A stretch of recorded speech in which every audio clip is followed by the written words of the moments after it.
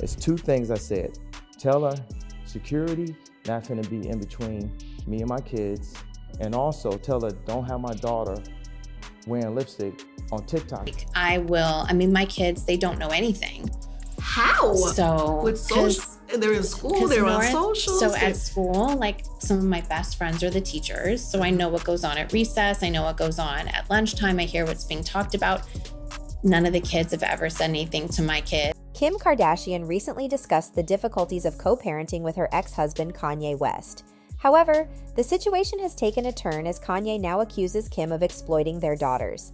He asserts that his children are shielded from the outside world while they are at home, unaware of current events. During a recent interview with Andy Martinez, Kim became emotional while discussing her efforts to safeguard her kids from Kanye's controversies. She emphasized that her children remain oblivious to the happenings on social media. Nevertheless, Kanye recently expressed concerns about the well-being of his daughters, specifically highlighting the presence of questionable individuals around Kim and the Kardashians. He questioned the type of people he believes are influencing his children. What kind of individuals do you believe are present in that household? While some fans commend Kim for safeguarding her children from Kanye's drama, others accuse her of attempting to manipulate the public perception, arguing that she is the one capitalizing on her daughters' lives.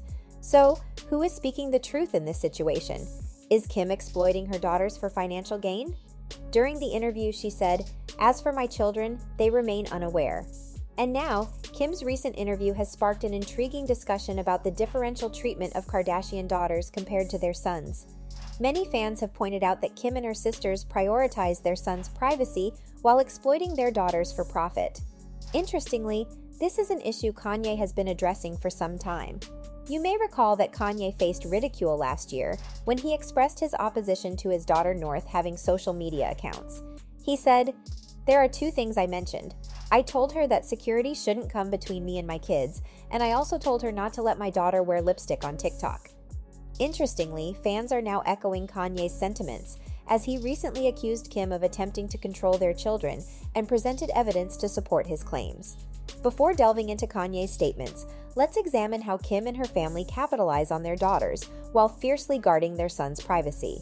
This narrative originates from Kris Jenner herself, as she taught her daughters not to let their lack of talent hinder them and trained them to utilize their image for financial gain. They are often characterized as being famous simply for the sake of being famous. While Kim is often acknowledged for catapulting her entire family to fame through her private tape with Ray J, we must not overlook the pivotal role played by Kris, the true mastermind behind her daughter's success. Kris was the driving force behind Kim's decision to pose for her initial Playboy cover, and she even encouraged Kim to do a second cover, displaying more revealing content. Additionally, it is widely believed that Kris orchestrated the release of Kim and Ray J's infamous home video. Although Kris continues to deny any involvement in Kim's tape, substantial evidence suggests that she orchestrated a deal with Vivid Entertainment. Kim was allegedly greatly distressed when the tape eventually surfaced at Vivid. However, Kris managed to persuade Kim that a private tape would serve as her ticket to fame. What's even more astonishing is that Ray J claimed Kris not only orchestrated the tape's release, but also viewed multiple tapes featuring him and Kim, selecting the one she believed presented Kim in the best light. Ray once said, "We both signed the contract on the same day, receiving identical agreements. But here's the twist. You rushed me to sign the contract because your mother was pressuring me to do so. And what did you do? You signed my deliverables using your handwriting, right? You were rushing me, so you signed my deliverables. Kim Kardashian's handwriting and fingerprints are all over my contract. When you compare my signature with hers on my deliverables, it should indicate tape number 1, sex tape number 2. He further disclosed, "And guess what? The third or second sex tape, I've been getting played with that Santa Barbara sex thing. Her mother made us film it for safety purposes. She watched the whole thing and said, 'Hey, let's go with the first one because the first one is better.' And Kris told me that the first tape gives my daughter a better image compared to the second one that I had all of you do. But you watched it, made a decision, and then went on some show to take a lie detector test with a deceptive individual." Meanwhile, Kris paid minimal attention to her son Rob's career, and Kim previously stated that it was because Kris didn't know how to raise boys. However, what Kim should have expressed is that Kris couldn't capitalize on Rob because the Kardashian brand thrives on profiting from the male gaze, particularly the gaze fueled by scandal and controversy.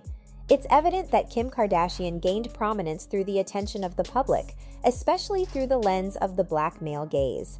This is how she entered the mainstream and ultimately achieved billionaire status. Kim Kardashian's rise to fame is tied to the intrigue surrounding her sex tape with Ray J and the allure she held for numerous black men who were captivated by the idea of an exotic woman.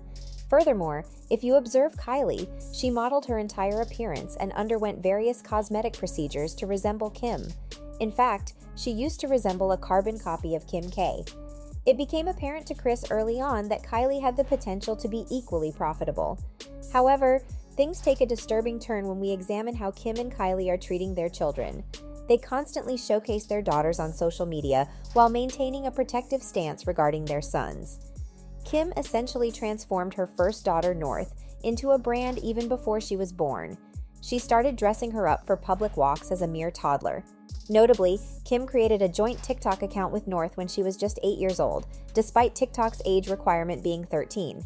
Kanye went as far as alleging that Kim intentionally encouraged North to post on TikTok after filing for divorce, fully aware of his opposition to their daughter being on social media.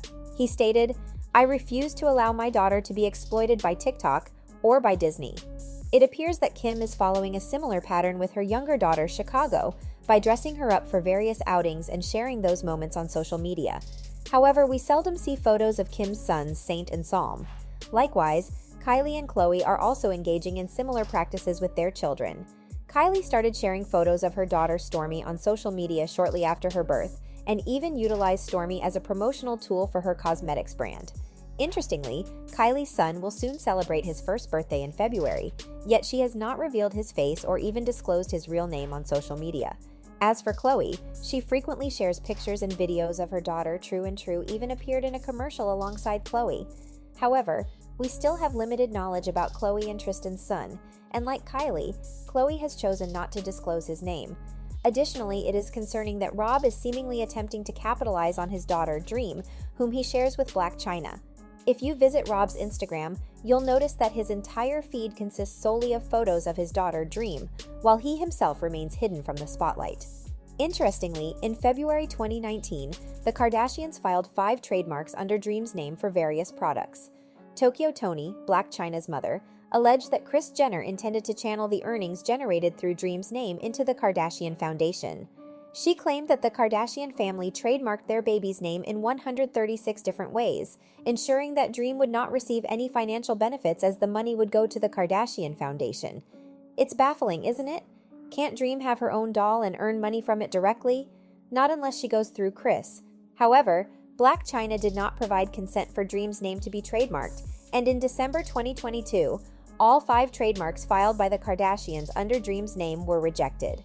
This situation highlights how the Kardashians are eager to monetize their daughters from the moment they are born, while simultaneously safeguarding their sons. So, why do the Kardashians persistently deny their daughters the same level of privacy enjoyed by their male children?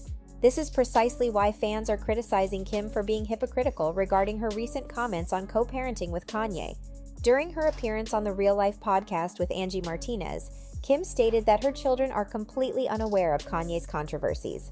She claimed to leverage her connections within her children's school to shield them from any knowledge of the events unfolding on social media. So that's all from today's video.